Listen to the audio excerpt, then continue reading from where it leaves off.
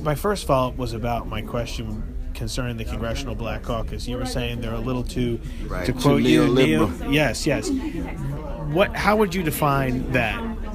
What's like one or two issues where you feel like they're not in line with your philosophy and what you're trying to get out there? One is that they're too friendly to Wall Street.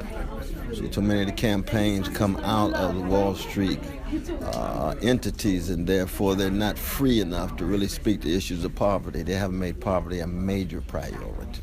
And that's the legacy of Martin King and the others, you see. The other is, I don't think they've been connected to public schools in the way in which they ought. Too many of them are tied into the privatizing orientations of the public schools. That's made it very difficult to sustain the kind of quality of schooling in public life when it comes to poor people in general, black poor people, and children in particular. The other issue would be on foreign policy. You see, when it comes to the Middle East, when it comes to Libya, when it comes to drone strikes, we haven't heard their voices, and it's a moral and spiritual issue, you see. So you would like to hear some more outspoken some voices? Some righteous indignation about the drone strikes that kill innocent people around the world, and that's true no matter where it is, Now, you probably heard about the issue involving the Dreamers, that Trump, for right now, is going to keep that in place. So, just in general, undocumented immigrants, it's been a controversial issue for a while now.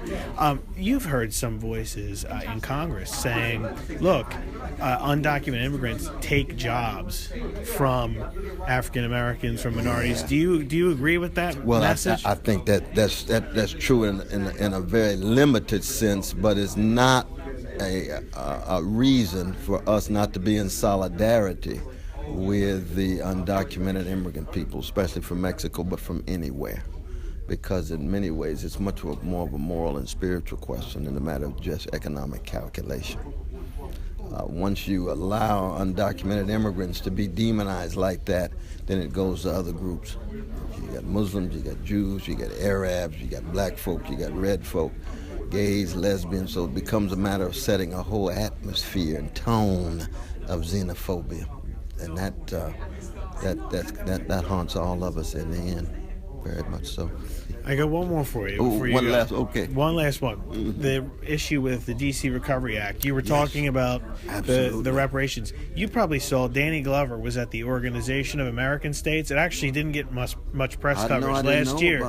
He talked all about reparations. He talked about every country, where possible, adopting some form of reparations for afrodescendants.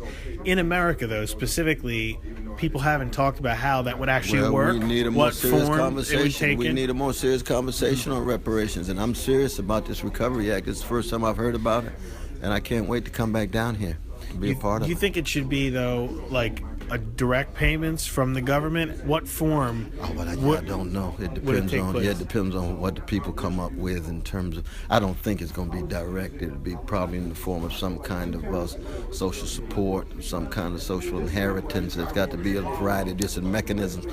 But I'm fighting for the principle, and once we can agree on the principle, then we can come up with ways that are fair, but most importantly, are empowering the people.